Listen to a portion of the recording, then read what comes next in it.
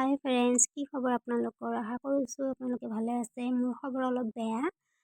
নাজানো কঁকালটো কিয় বা ইমান বিষাই আছে। হালিলে উঠিব নোৱাৰোঁ, উঠিলে হালিব নোৱাৰোঁ। মানুহজনক ক'লোঁ চোতালটো সাৰি দিবৰ কাৰণে ৰাতিপুৱা। মাইনা বাবু সাৰিব লাগি গৈছে। মাকৰ প্ৰতি ইমান মৰম।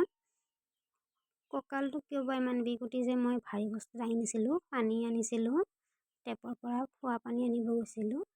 তো সেইকাৰণে বিষ হৈছে নেকি। বাইদেউক সুধিছিলোঁ মই কিয় বা ইমান কঁকালটো বিষাই আছে। তো বাইদেউ কৈছে মোৰ চিজাৰিং হৈছিল না দুটা বাচ্চাও।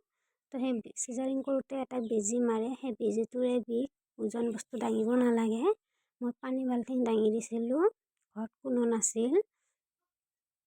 আপোনালোকে কমেণ্ট কৰি ক'বচোন কিহৰ কাৰণে বিষ হৈছে। সেই বেজীটোৰ বিষ নে কিয় বিষ?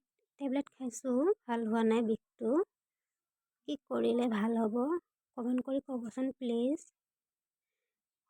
গেজেক গেজেকে হানে, হালিব নোৱাৰোঁ, হালিলে উঠিব নোৱাৰোঁ। ঠিক তেনেকৈ বিষ, ইমানো বিষ নহয়, সহ্য কৰিব পৰাই বিষটো। বিষ আছে আৰু আজি 3 দিনমানেই হ'ল। এই পানী টেপৰ পৰাই পানী নিছিলোঁ, ওজনো আছিল বহুত পানীটো। ঘৰত কোনো নাছিল, মানুহজনৰ লগতে দাঙিছোঁ ডাঙৰ বাল্টিংটো, দাঙি লৈ আহিছিলোঁ। তো ভৰাই অকলে চাইড কৰিছিলোঁ বাল্টিংটো। এতিয়া বাবু চোতাল সাৰিব ধৰিছে, মাইনাও সাৰিছে, চবেই হেল্প কৰিছে আৰু মোক। ইমান মৰমী, মৰম যাতে সদায় থাকে আৰু ডাঙৰ হ'লেও যাতে মাকক এনেকৈ মৰম কৰে।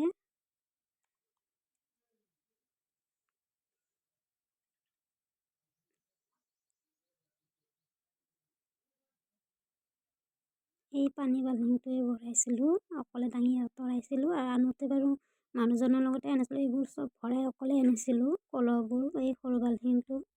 সেইকাৰণে বিষ উঠিল নে কি নাজানো। বাইদেউ কৈছে